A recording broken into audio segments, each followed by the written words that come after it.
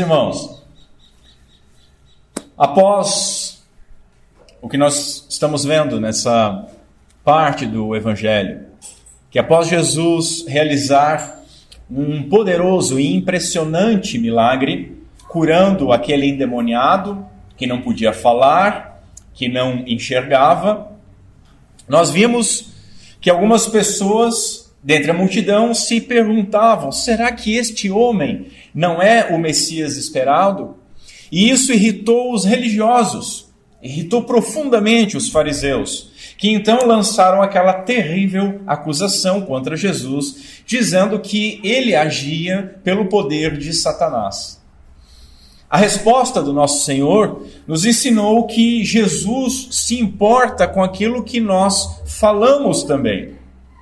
E que as palavras más que nós proferimos, que as pessoas proferem, elas revelam corações maus.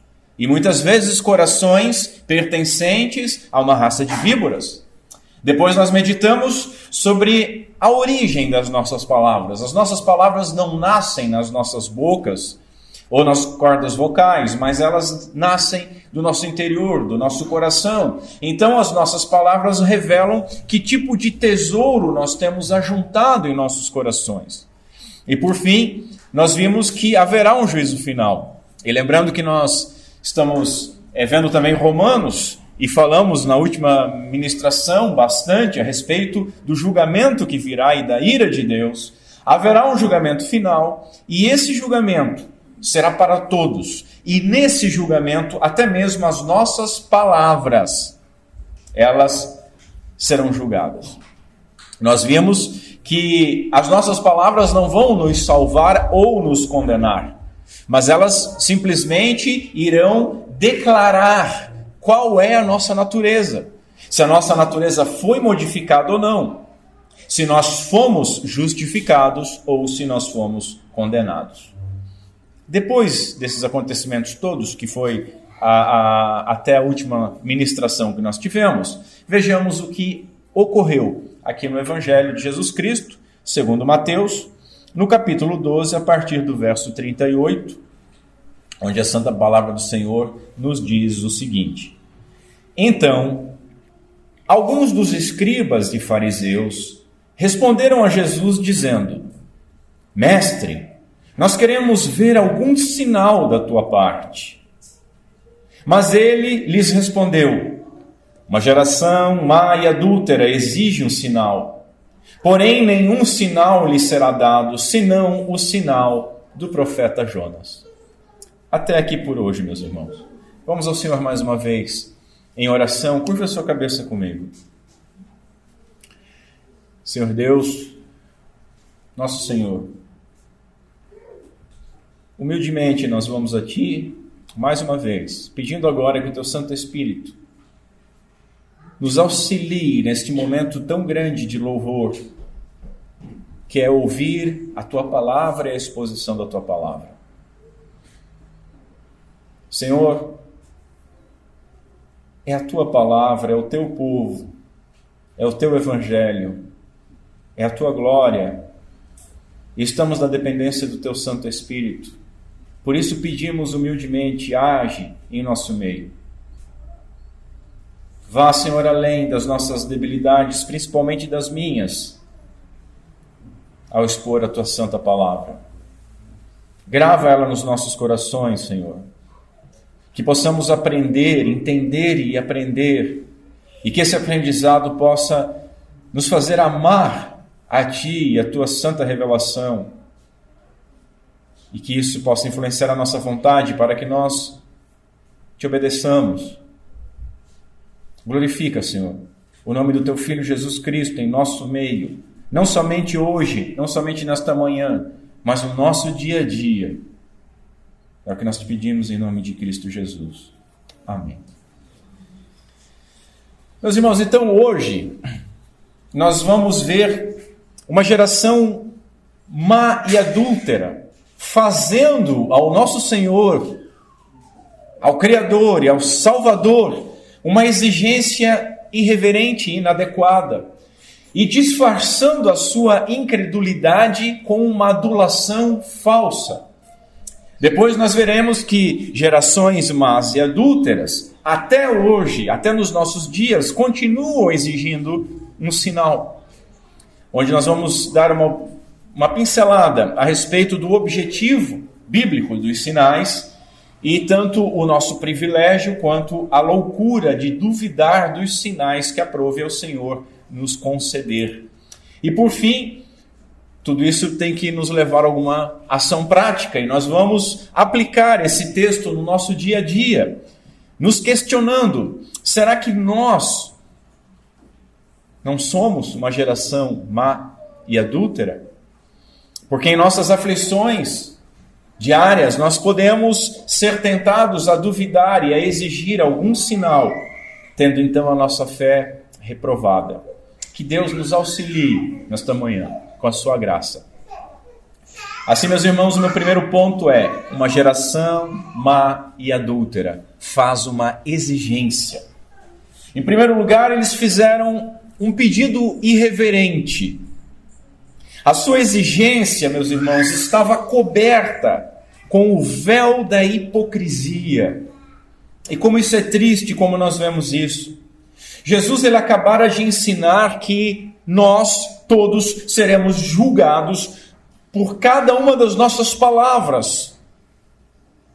E as nossas palavras ociosas e vãs serão julgadas. E aquelas palavras desses religiosos, fariseus e mestres da lei eram condenáveis. E elas eram condenáveis não somente pelo pedido inadequado, porque era inadequado, mas também pela falsa reverência que demonstravam.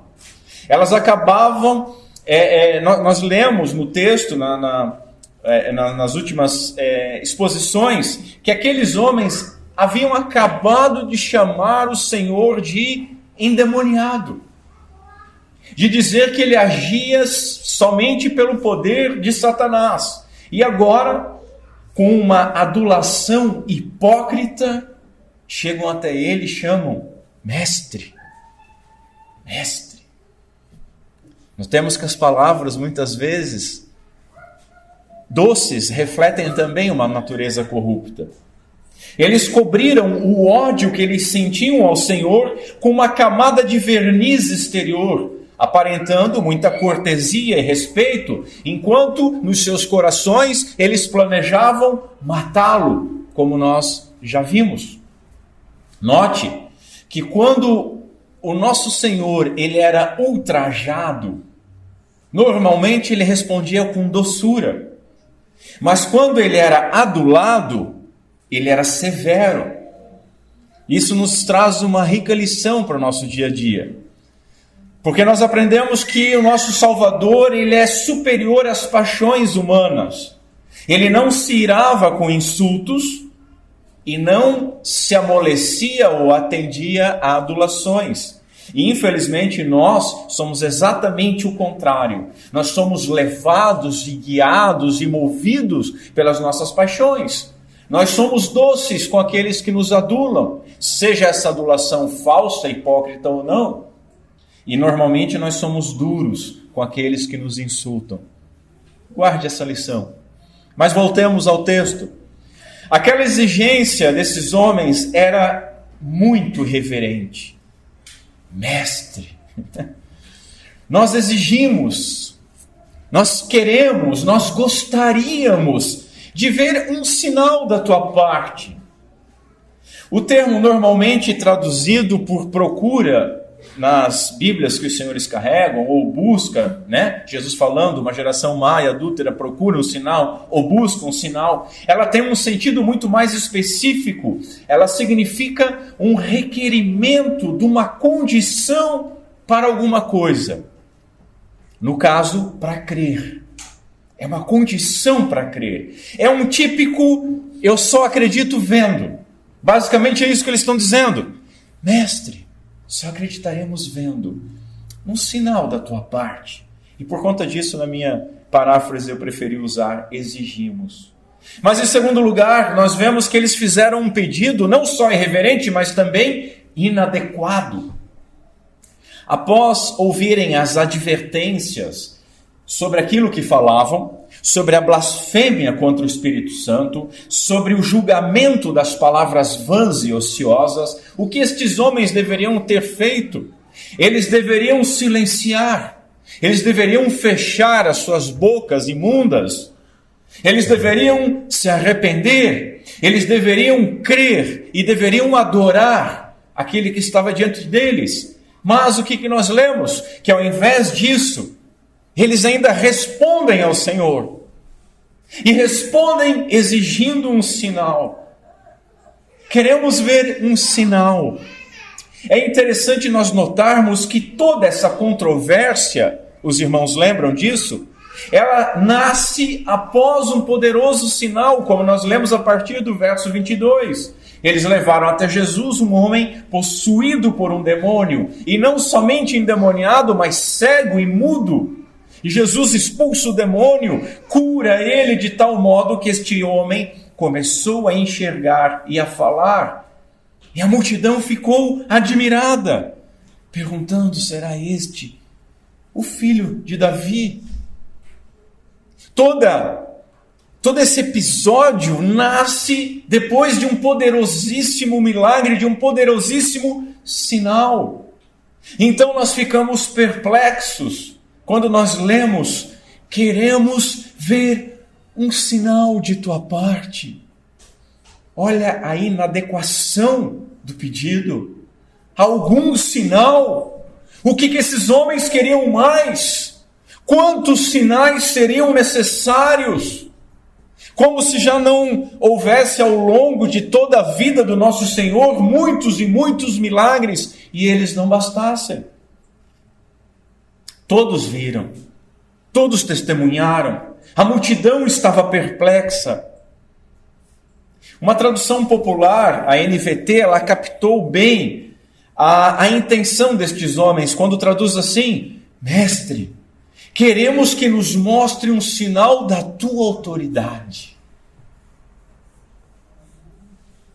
Eles queriam uma legitimação da autoridade divina de Jesus. Contudo, os seus muitos e muitos milagres, e não somente eles, os irmãos lembram da resposta que Jesus deu aos discípulos de João, também a sua pregação, o seu amor, o evangelho sendo pregado aos pobres, tudo isso deveria ser suficiente para autenticar que Jesus Cristo era o Filho de Deus, o Messias esperado. No paralelo lá em Lucas, no capítulo 11, nós lemos assim: e outros, esses fariseus e mestres da lei, tentando a Jesus, pediram-lhe um sinal do céu. E aqui temos duas coisas muito interessantes. Primeiro, o pedido de um sinal do céu, algo celestial. E depois, isso era uma tentação. Estes homens estavam agindo, tentando ao Senhor. É como se eles dissessem o seguinte: ok, nós vimos o endemoniado liberto, ele era cego, agora ele enxerga, ele era mudo, agora está falando. Puxa, que bacana tudo isso. Mas ainda falta uma coisa, mestre. Falta um sinal vindo dos céus. É só isso que nós queremos. Uma resposta muito boa que o Senhor poderia ter dado àqueles homens foi a resposta que o nosso Senhor deu para o pai daqueles homens, quando disse a Satanás: está escrito, não tentarás o Senhor teu Deus. Em terceiro lugar, nós vemos a indiferença e a reação negativa aos muitos sinais já realizados. Meus irmãos, aquela geração que foi contemporânea do nosso Senhor já havia recebido sinais suficientes e repetidas vezes. Mas qual foi a resposta destas pessoas a isso tudo? A reação foi de escândalo. A reação foi de incredulidade. A reação foi de blasfêmia. Curas e expulsão de demônios foram apontados como obras sob o poder de Satanás.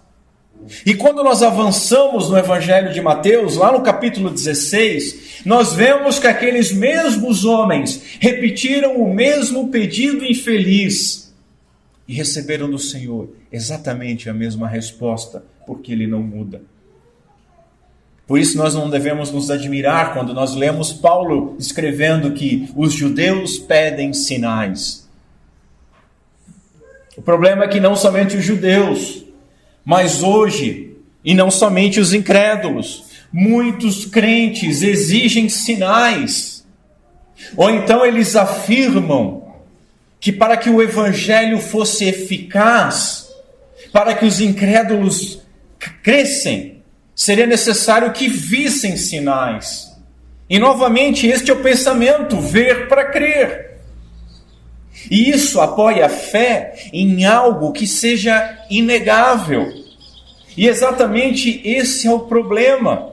Porque se é algo inegável, não exige fé. Se nós vemos, nós não precisamos crer. Se não vemos, crer é essencial. Porque vivemos por fé, diz Paulo em 2 Coríntios, e não pelo que vemos. Nós vivemos por fé. O justo, pela fé, viverá. Esse é justamente o método de Deus. O Evangelho, que é o poder de Deus para salvar, para a salvação de todo aquele que nele crê. Não daquele que vê, não daquele que sente. Meus irmãos, essa dureza de coração deixou aqueles homens ainda mais cegos, porque ainda que estivessem cercados de muitos e muitos sinais, eles não criam e se endureciam cada vez mais. Veja, não por falta de sinais, mas por falta de vistas. Lembram quando Jesus diz, quem tem ouvidos para ouvir, ouça? É exatamente isso. Eles não tinham olhos para enxergar. Portanto, aquela exigência era apenas um pretexto para justificar a incredulidade daquelas pessoas. Isso revelava uma profunda miséria destes homens. E o nosso Senhor, mesmo sabendo o que passava no coração daquelas pessoas, revela também uma profunda misericórdia, porque Jesus afirmou que eles poderiam esperar ainda um sinal. Apenas um sinal seria dado, mas esse sinal seria importante, que era o sinal do profeta Jonas, apontando para a sua morte e para a sua ressurreição. Jesus é todo misericórdia. Mas infelizmente, os irmãos devem lembrar que eles continuaram pedindo um sinal, mesmo quando o nosso Salvador estava na cruz.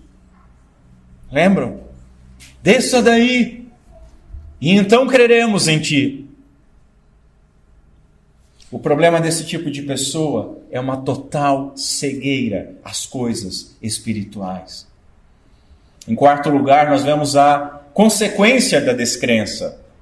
O nosso Senhor negou o pedido. Ele não faria aquilo que os homens queriam que ele fizesse, mas ele faria somente aquilo que ele determinou fazer, aquilo que ele propôs fazer.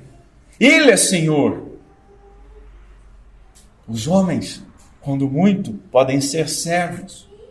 Jesus chamou aquela geração de perversa e adúltera, má e infiel. O Antigo Testamento frequentemente usa essa expressão adúltera como uma metáfora, significando infidelidade a Deus. E o destino daquela geração e de todos, em todas as gerações que insistem em sua descrença, pode ser lido a partir do verso 44. O que nós encontramos lá? Que o seu último estado vai ser pior do que o primeiro. Porque essas pessoas, após testemunharem e desfrutarem das bênçãos da graça e continuarem não crendo, acabarão pior do que começaram. E Jesus disse, assim acontecerá com esta geração. E de fato aconteceu com eles. E assim tem acontecido com todas as gerações. Como João nos deixa claro na sua epístola, saíram do nosso meio porque não eram dos nossos. Como a carta aos Hebreus nos diz, eles viraram as costas, pisaram no sangue do Senhor, depois de experimentarem o dom do Espírito, de verem sinais e maravilhas. A quem muito é dado, muito é cobrado, meus irmãos.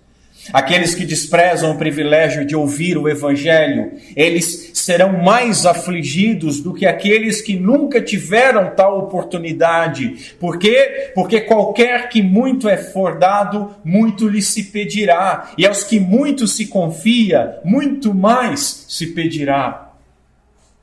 E aí nós devemos perguntar para nós o que nós temos feito com toda a graça que Deus escolheu nos revelar e nos conceder. Como que nós temos reagido a isso? Até aqui, meus irmãos, nós vimos o que aconteceu naquele episódio e o que isso significava. Mas vejamos agora como isso tem se repetido ao longo da história. Falemos agora com a igreja, não a nossa igreja, mas com a igreja no geral. E assim, o meu segundo ponto é, gerações más e adúlteras, elas continuam querendo um sinal. Qual o objetivo dos sinais, em primeiro lugar? Nós precisamos fazer uma pequena observação sobre isso. Nós lemos lá no Evangelho de Jesus Cristo, segundo João, que Jesus operou muitos outros sinais que não estão descritos neste livro. À frente, João diz que foram tantos que ele diz que se todos fossem escritos, nem no mundo inteiro seria possível conter todos os livros que seriam escritos. Ele continua dizendo: estes sinais, aqueles sinais que foram escritos para que creiais que Jesus é o Cristo, o Filho de Deus, e para que, crendo, tenhas vida em seu nome. Não parece meio contraditório? Mas não há contradição. Os milagres, meus irmãos, que nós lemos nas Escrituras, eles foram realizados justamente para serem isso, para serem sinais que comprovavam que Jesus era o Messias. Ora, surge um homem, um biscateiro, carpinteiro, um pau para toda obra, é o que o termo significa. Quase como nós temos hoje o marido de aluguel, era isso, não era só carpinteiro, trabalhava com tudo. Surge este homem simples, dizendo que quem comer a sua carne e beber do seu sangue será salvo, que ele e o Pai são um. A gente ia olhar e dizer, bom, tem algum problema aqui. Este homem não está com as suas faculdades normais. Mas este homem fala de um jeito que ninguém falou.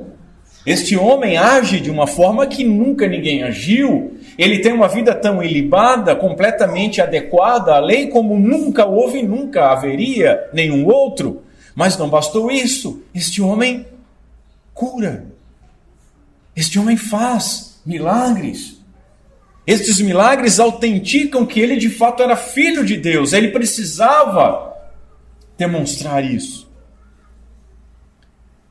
Os milagres que surgiram em sequência na era apostólica, eles tinham um objetivo muito semelhante. Por quê? Porque eles comprovavam que aqueles homens, aquelas pessoas simples, muitas delas pescadores, cobradores de impostos, que aqueles homens haviam estado com Jesus e haviam sido comissionados por Jesus. E agora eles falavam, e não somente falavam, mas escreveram em nome de Jesus. Por isso os milagres na era apostólica. Mas aí nós devemos nos perguntar, tá, tudo bem, se os milagres eram sinais para autenticar que Jesus era o Filho de Deus, então por que Jesus não fez mais um sinal? Eles pediram um sinalzinho, Senhor. Porque não era um pedido sincero. Porque não bastariam 1000 sinais. Jesus podia estar até agora para os tataranetos dos tataranetos daqueles homens fazendo sinais, e eles iam dizer: mas um sinal, Senhor. E aí agora nós vamos crer. Porque aqueles homens o estavam tentando para o mal e não queriam crer, muito pelo contrário, queriam matar, queriam encontrar nele alguma coisa para o acusar. Mas por que Jesus não faz algum sinal então hoje para convencer os descrentes? Exatamente pela mesma razão. E lembrem, estes homens hoje têm as Escrituras. E ainda que alguém ressuscitasse dos mortos, não seria suficiente. Aliás, Jesus ressuscitou. E eles continuam não crendo. Mas pastor, por que Jesus não faz algum sinal hoje para fortalecer os crentes nas nossas aflições, no nosso dia a dia? Por que não temos um sinal glorioso? Meus irmãos, porque nós não andamos por aquilo que nós vemos, mas andamos por aquilo que nós cremos. Porque crianças precisam de leite, mas cristãos maduros precisam de alimento sólido. Cristãos maduros precisam ter a sua fé provada e aprovada por meio de muitas aflições e tribulações. Você queria ser alimentado a vida toda com papinha? Não dá. E você há de convir comigo que no início da sua caminhada cristã, parece que o Senhor, em sua misericórdia, fazia coisas diferentes. Quantas testemunhas eu tenho disso aqui? Parece que o Senhor agia com misericórdia como um pai diante de um recém-nascido. Mas não era somente um recém-nascido, como o Antigo Testamento nos diz que o Senhor encontrou Israel rejeitada como uma criança abortada no meio do sangue. O Senhor nos tirou do meio do sangue, da imundícia, e nos limpou com muita misericórdia. E aconteciam coisas que fortaleceram a nossa fé por um tempo. E depois nós deixamos de ser crianças, crescemos. Meus irmãos, quem determina quando e quais sinais serão dados é o Senhor. Por isso nós chamamos Ele de Senhor. Toda a nossa teologia bíblica se baseia na premissa que há um Deus. Vocês vão ler a Bíblia não está tentando provar que Deus existe em nenhum verso. A Bíblia começa: no princípio criou Deus céus e terra. Há um Deus, ponto final, não se discute isso. E esse Deus se revelou ao homem. E tudo que nós conhecemos sobre o Criador foi aquilo que aprouve a Ele nos revelar. Ele nos revelou pela natureza, o que nós chamamos de revelação natural, e nos revelou através da revelação especial, que é a palavra de Deus, as Escrituras, ou seja, a Bíblia.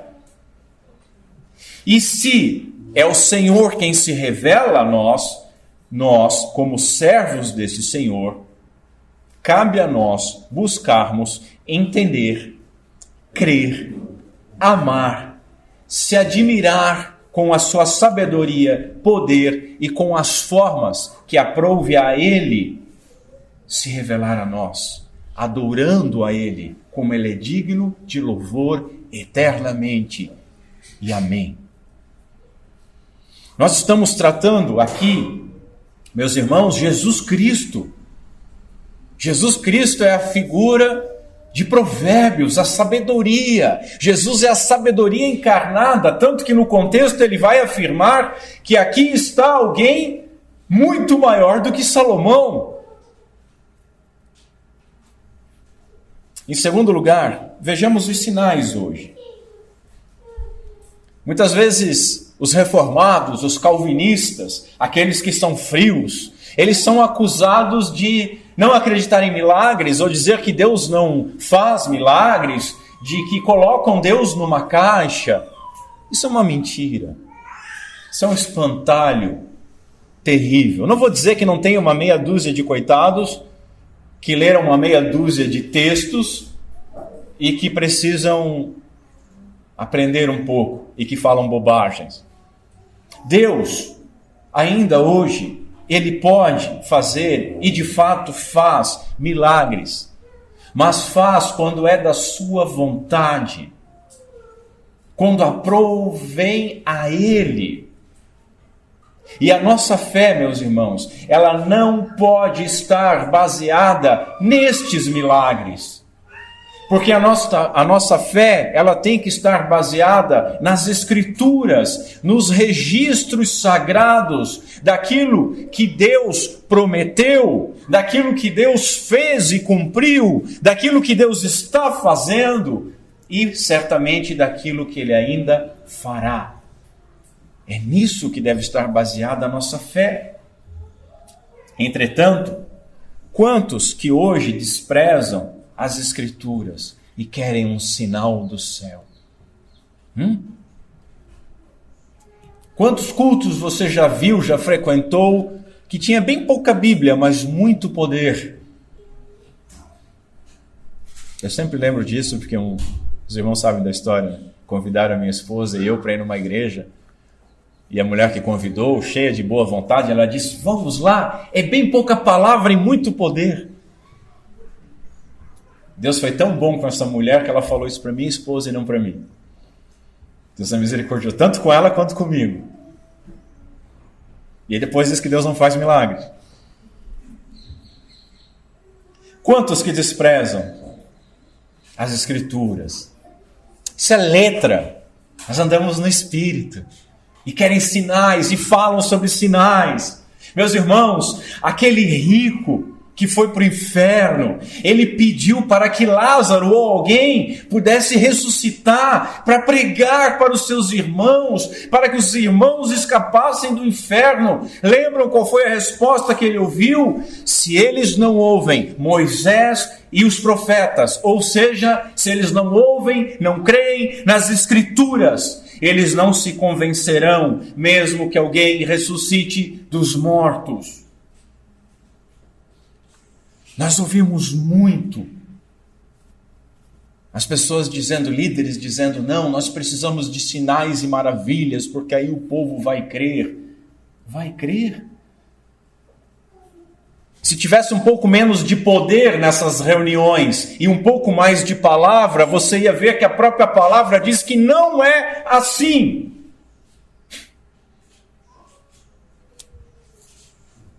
Nós ouvimos muito outra conversa também, das pessoas que justificam a sua incredulidade dizendo, se Deus fizesse isso, ou se Deus aparecesse daquele jeito, ou se Deus interferisse dessa ou daquela maneira, então eu poderia crer.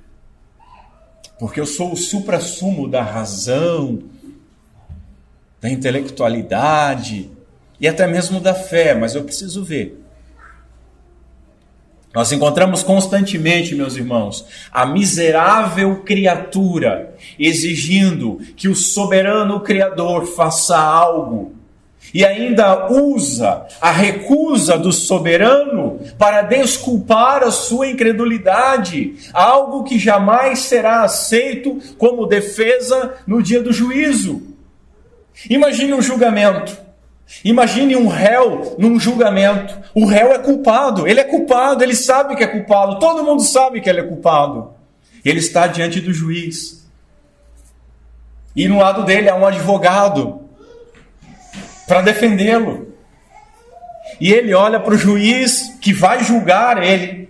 E ele exige que esse juiz prove que aquele advogado que está ali para defendê-lo é mesmo real. Que esse juiz prove que esse advogado é capaz de defendê-lo. Que o juiz prove que esse advogado de fato está ali para defendê-lo. O problema dessa analogia, meus irmãos, é que Jesus é tanto o advogado quanto o juiz.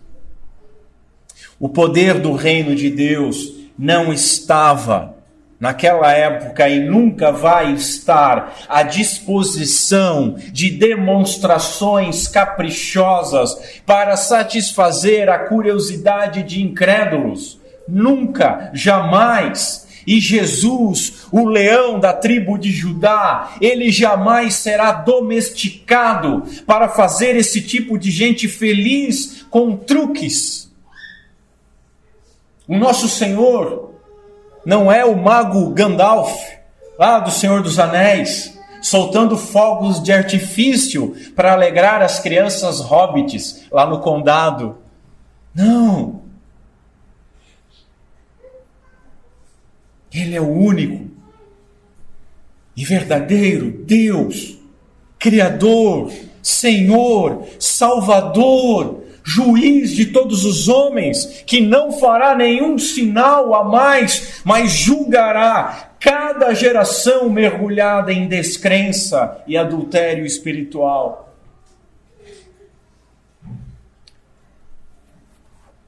Muitos que se aproximam das igrejas, eles não estão interessados em amor e em piedade, eles não estão interessados em salvação, mas eles estão apenas interessados em excitar os seus sentidos com coisas emocionantes, excitantes, sensacionais. E infelizmente, meus irmãos, para a vergonha daquilo que se chama igreja, nós testemunhamos a imaginação pecaminosa da nossa geração má e adúltera, pedindo e produzindo centenas de sinais, moveres, como eles chamam, modismos e escândalos, afirmando que é lícito pedir estas coisas e que quando estas coisas acontecem, elas são vindas do céu e autenticam aqueles lugares que mais parecem um teatro ou um circo dos horrores. De dente de ouro, a unção do riso, toda uma miríade de baboseirada é oferecida, e homens não param de tentar aquele que ainda ousam chamar de mestre, de Senhor e de Salvador.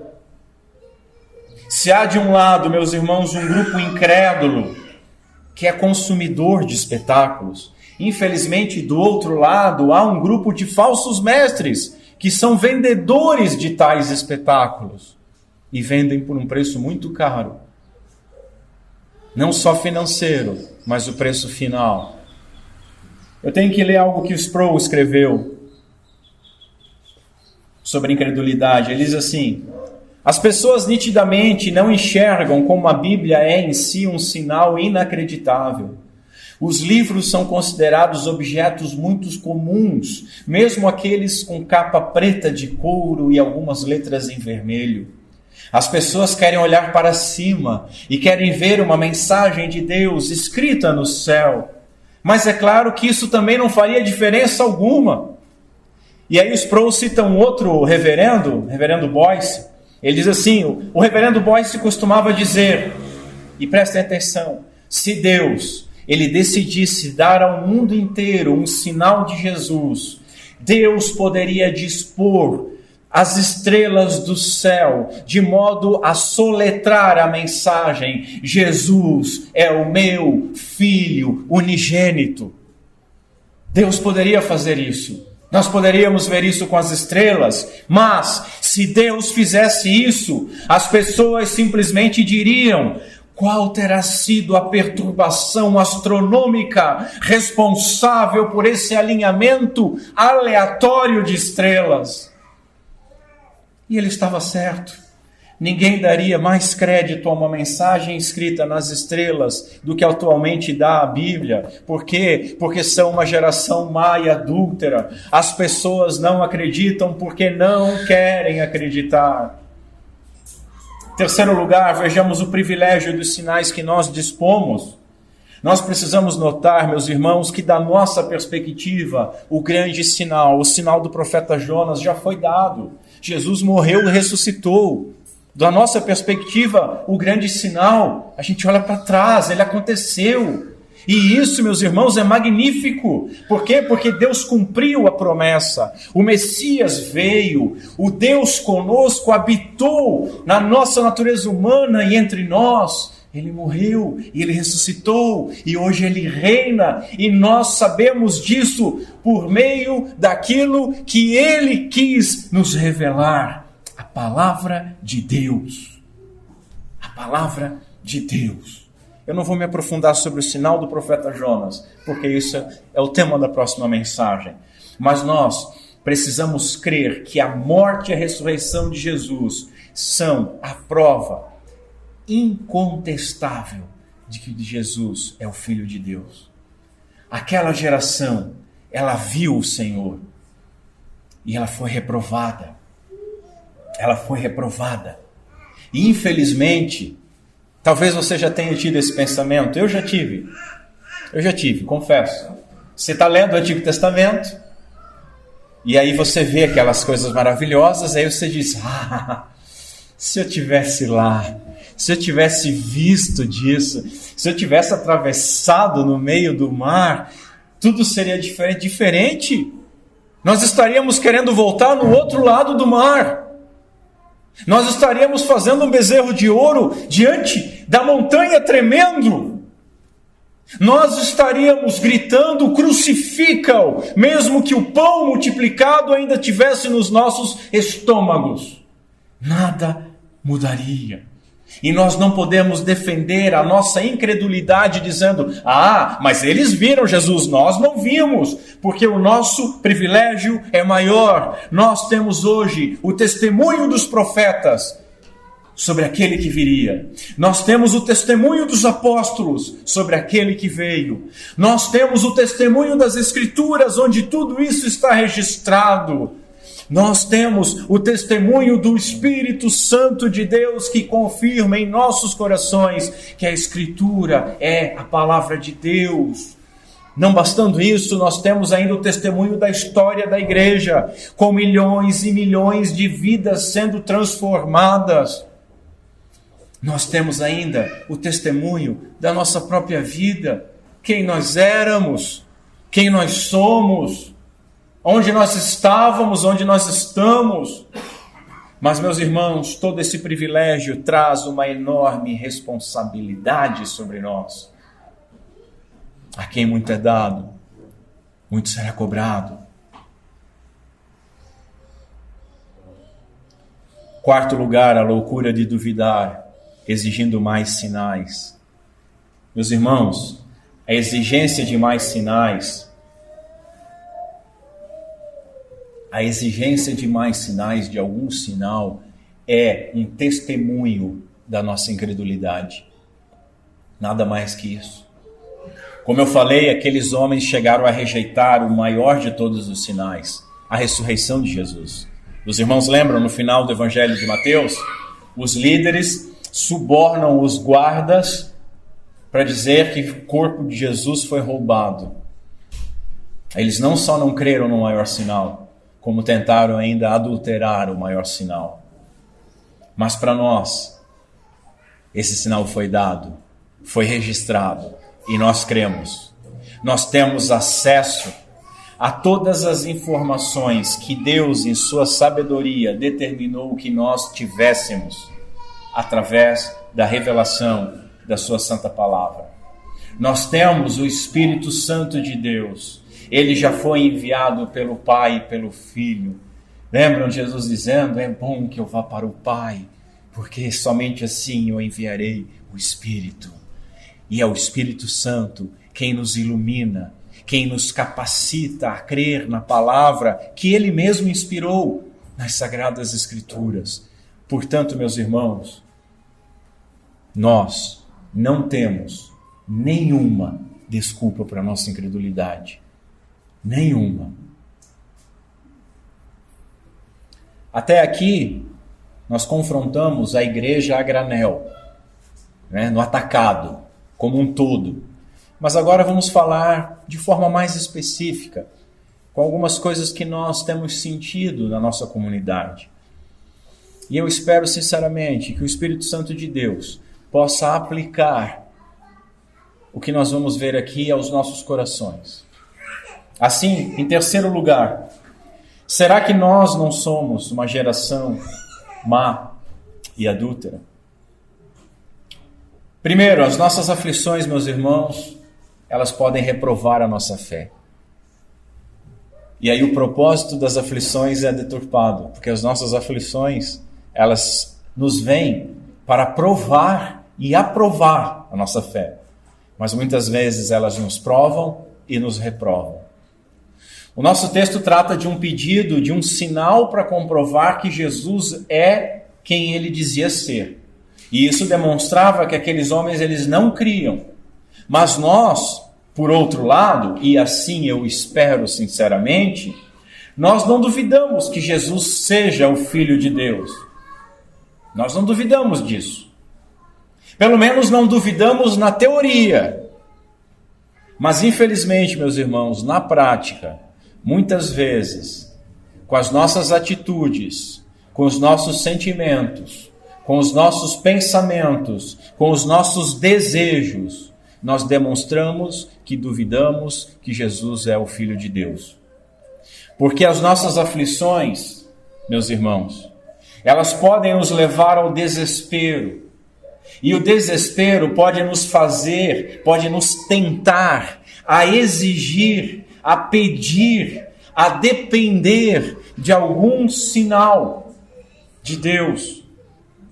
E mesmo que as dúvidas que surgem nesses momentos sejam sinceras, elas não são justificadas.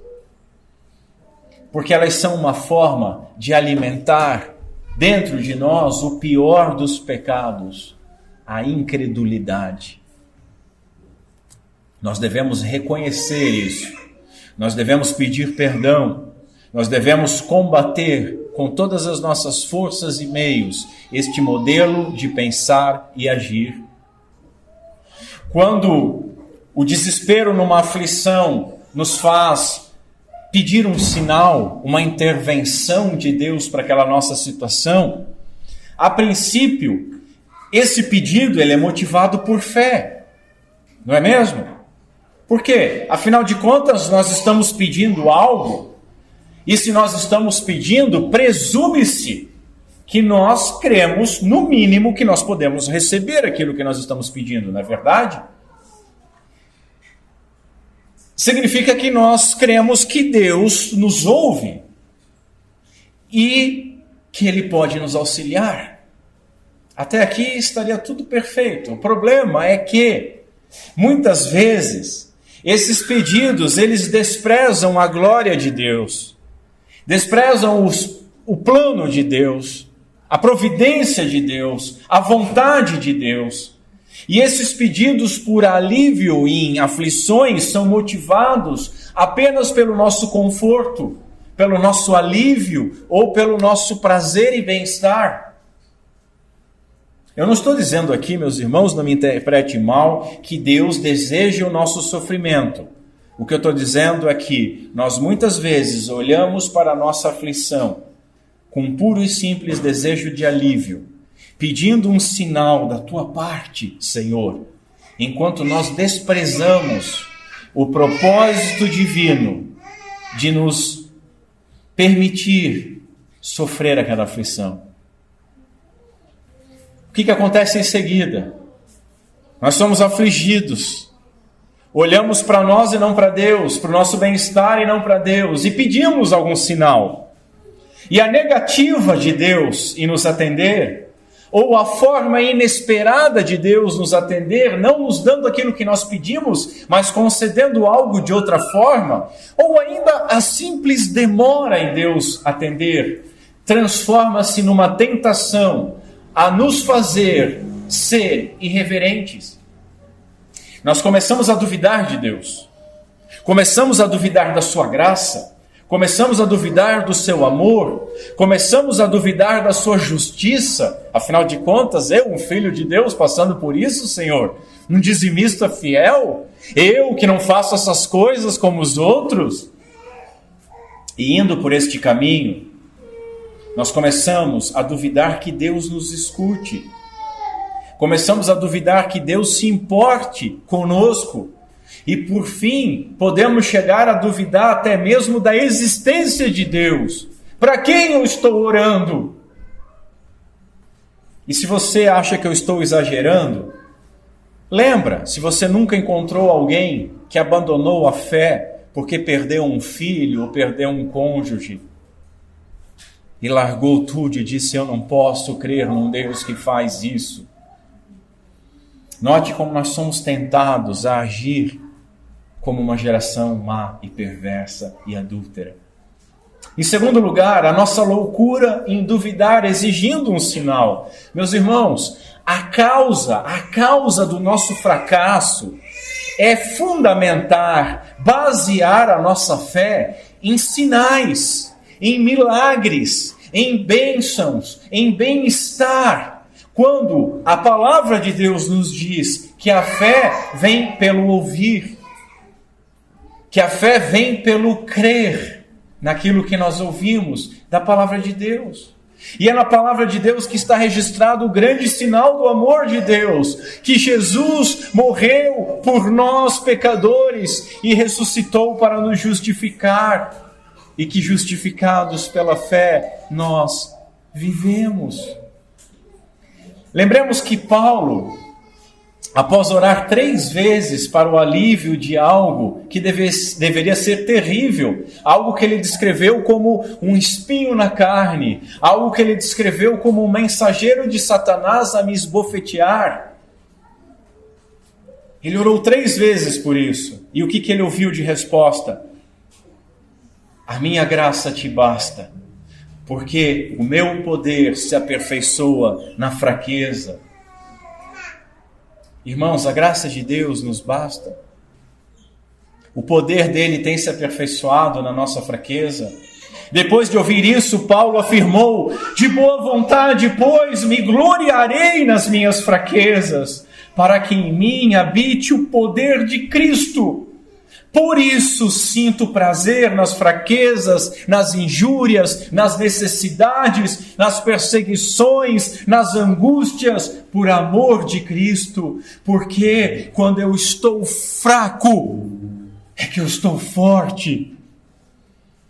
Lembremos, meus irmãos, que nesses momentos, quando nós reconhecemos as nossas debilidades, as nossas limitações, as nossas deficiências, somente naquele momento é que nós estamos fortes. Nós somos fortes porque confiamos totalmente e dependemos totalmente somente de Deus.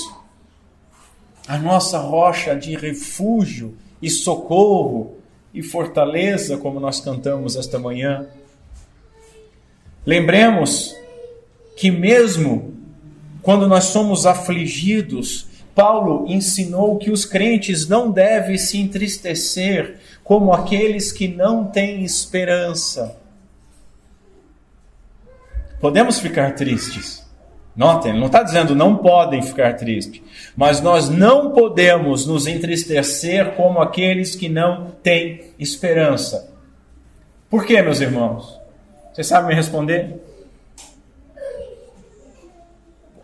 Por que nós não devemos nos entristecer como aqueles que não têm esperança?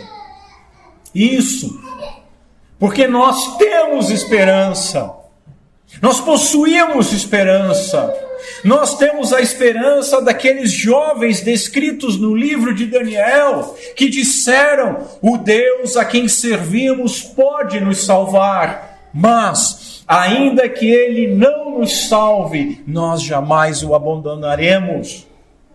Nós temos a esperança que manifestou o profeta Abacuque quando escreveu: porque ainda que a figueira não floresça e não haja fruto nas videiras, ainda que a colheita de azeitonas não dê em nada e os campos fiquem vazios e improdutivos, ainda que os rebanhos morram nos campos e os currais fiquem vazios, mesmo assim nos alegraremos no Senhor, exultaremos. Exultar é uma alegria sem tamanho, exultaremos no Deus da nossa salvação. Nós temos a esperança de Jó e podemos junto com ele dizer, porque sabemos que o nosso Redentor vive e que um dia, por fim, ele se levantará sobre a terra. E depois nós veremos a Deus. Nós o veremos nós mesmos, com os nossos próprios olhos. O nosso coração anseia muito por esse dia. É por isso que nós devemos ansiar. Nós temos a esperança, como Jó pôde dizer, recebemos o bem do Senhor, não receberíamos o mal. Como ele também pôde dizer, Deus deu, Deus tirou, em tudo seja o seu nome glorificado. Nós temos a esperança, meus irmãos, porque o nosso Redentor vive. Ele ressuscitou. E ainda que o nosso choro, ele dure uma noite, mas uma noite muito longa, nós podemos crer, como diz o profeta Malaquias, que o sol da justiça se levantará, trazendo cura em suas asas. E quem é o sol da justiça, senão o nosso Senhor? E nós sairemos e saltaremos de alegria, como bezerros soltos no pasto. Entende isso, meu irmão? Entende isso? Ainda que nós não sejamos loucos em duvidar, lembremos que a graça do Senhor nos basta. Quando nós estamos em dificuldade para formar a nossa família, os filhos não vêm, o casamento não vem, parece que está tudo contribuindo para que eu fique sozinho. Lembremos que a graça do Senhor nos basta quando nós nos sentimos abandonados pelos pais, por pai, por mãe, por quem cuidava de nós. Quando nós nos sentimos desprezados por aqueles que tinham obrigação de nos amar. Lembremos que a graça do Senhor nos basta quando nós não temos a condição física que nós queríamos. Eu não posso andar direito, eu não posso enxergar direito, eu não posso fazer isso, eu posso fazer aquilo, mas a graça me basta. Lembremos que a graça do Senhor nos basta quando nós perdemos um filho, ou quando um filho nosso está deprimido, ou quando um filho nosso rebelde vira as costas e abandona o nosso lar. Lembremos que a graça do Senhor nos basta quando nós observamos os nossos queridos parentes e amigos longe do Senhor, por mais que nós oremos, por mais que nós preguemos sobre o Evangelho.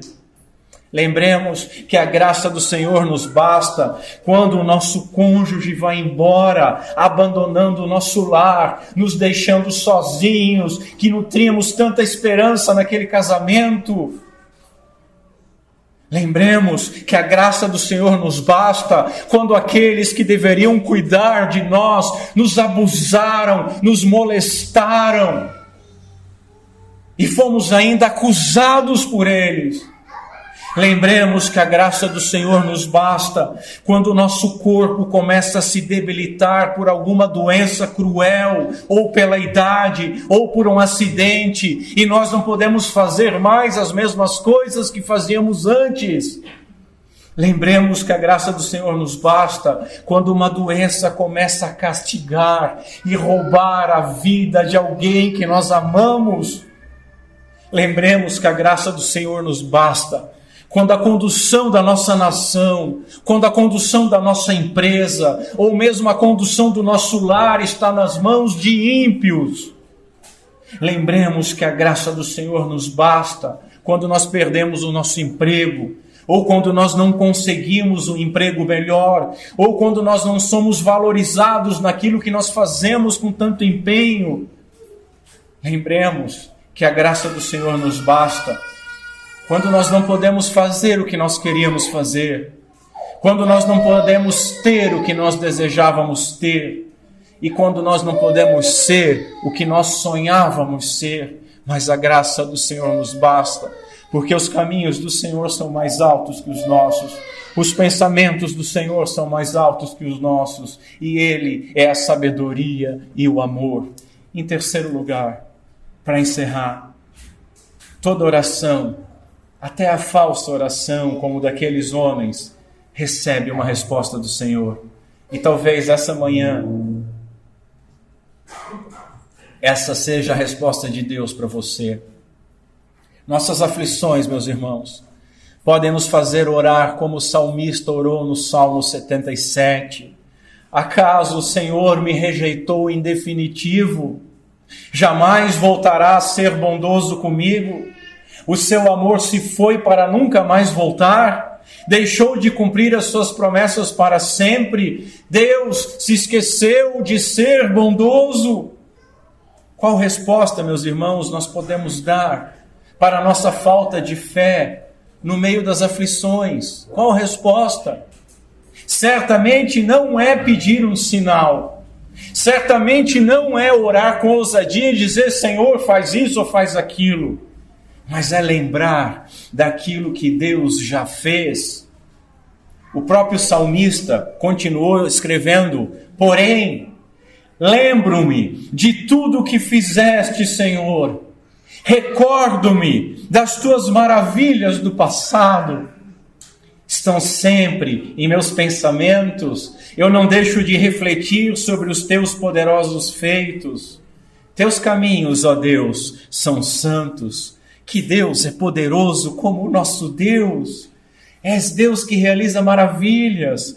Mostras o teu poder entre as nações. Com teu braço forte, resgataste o teu povo e conduziste o teu povo como um rebanho de ovelhas.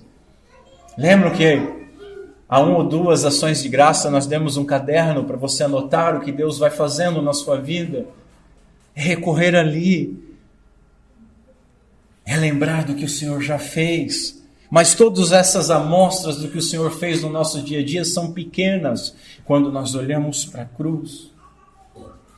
E quando na cruz nós encontramos ela vazia, quando encontramos o túmulo vazio, e quando nós encontramos o nosso Senhor ressurreto em grande glória nos céus, como nos diz a palavra, reinando sobre todas as circunstâncias. Deus, meus irmãos, odeia irreverência, camuflada de bajulação, incredulidade mascarada de palavras aparentemente cheias de fé ou de ousadia. Eu já vi gente orando, se Deus é Deus, então Ele vai... baixa a bola, filhão, baixa a bola. Mas Deus, meus irmãos, Ele ama sinceridade. Mesmo quando Ele encontra essa sinceridade no meio de uma fé vacilante. Os irmãos lembram da oração daquele pai desesperado porque o seu filho estava endemoniado? O que ele orou? Eu creio, Senhor, mas ajuda-me a superar a minha incredulidade. Nós não devemos nos igualar àquelas gerações más e adúlteras, duvidando do amor do Criador e do Salvador. Nós, meus irmãos, devemos confiar, entregando todas as nossas aflições a Ele, para que Ele cuide delas como lhe aprouver, em sua sabedoria e amor, pedindo para nós sermos fortalecidos, para passarmos por essas aflições. Olhemos para Cristo, não esperando um sinal, mas crendo que Ele é o sinal. E quando nós mantemos os nossos olhos fixos no autor e consumador da nossa fé, isso vai dilatar o amor e a confiança nos nossos corações, porque Ele nos amou primeiro e nos amou bastante para sacrificar a sua santa vida por nós, pecadores. E a lembrança deste grande sinal fortalece, revigora a nossa fé, a nossa confiança e amor. Não sejamos como o apóstolo que disse, eu só acredito vendo. e que depois que viu, disse: eu creio. E o Senhor disse: crês agora? Bem-aventurado aqueles que não viram e creram. Bem-aventurados aqueles que andam por fé e não por vistas. Portanto, meus irmãos, Deus perdoa a nossa falta de fé. Quando angustiados, nós devemos analisar se as nossas orações, as nossas súplicas, elas nasceram da fé, da dependência, ou elas nasceram da dúvida e da impaciência. E se for esse último caso, nós devemos confessar os nossos fracassos, tendo plena esperança no perdão de Deus.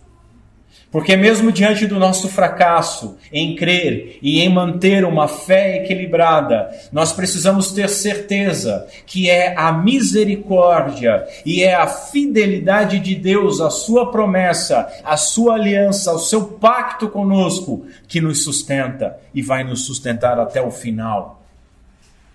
Nós não fomos aceitos, meus irmãos, pelos nossos méritos, mas pelos méritos de Cristo.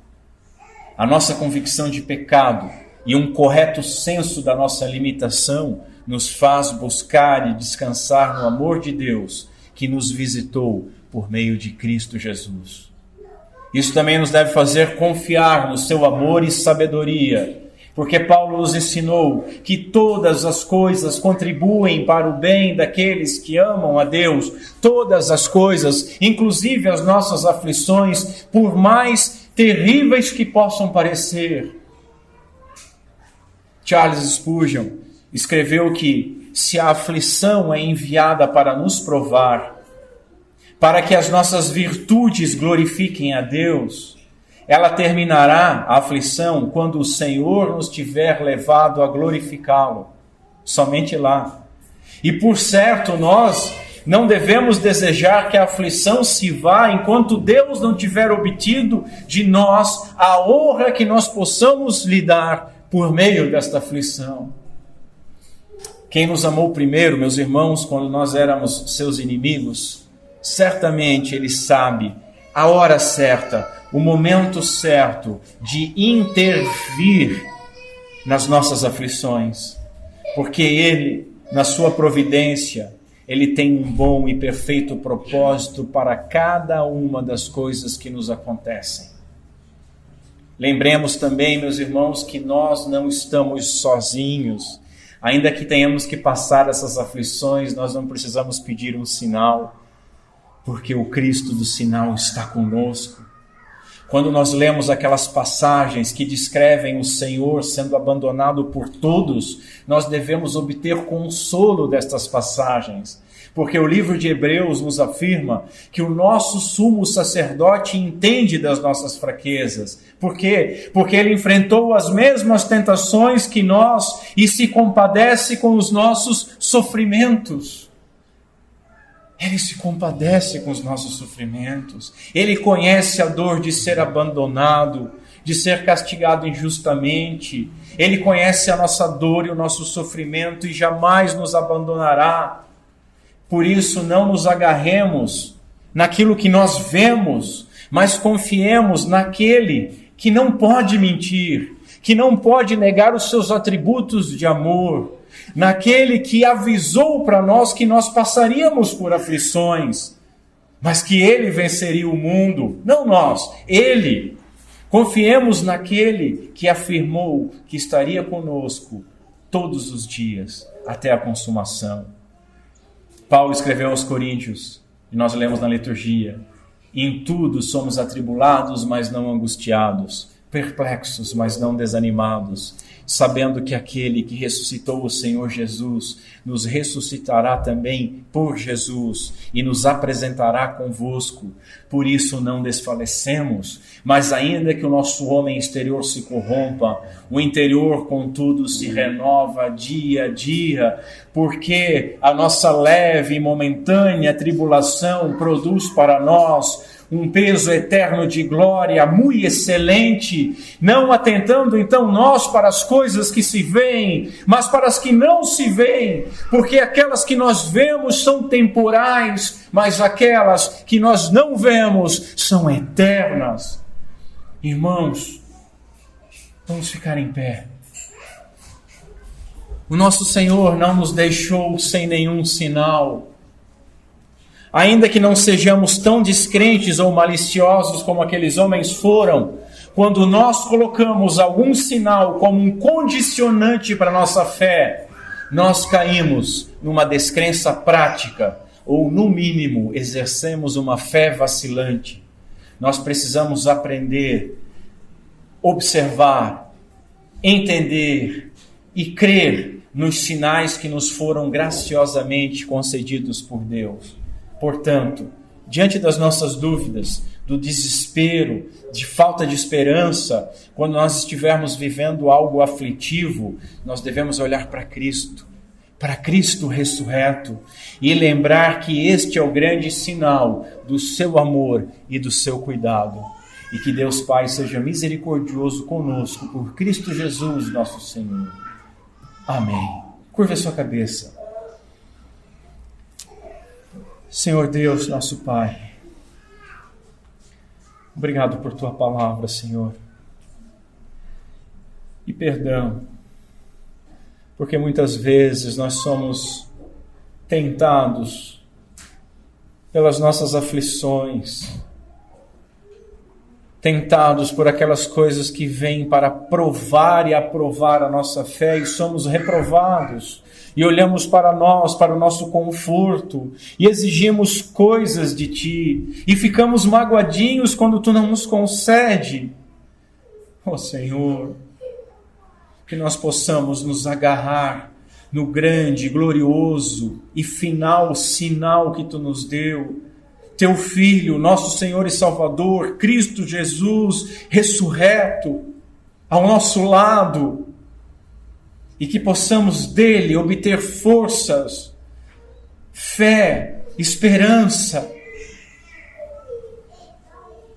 tendo as nossas aflições como leves e momentâneas, ansiando por aquele dia onde não somente elas serão retiradas de nós, mas nós te veremos como Tu és.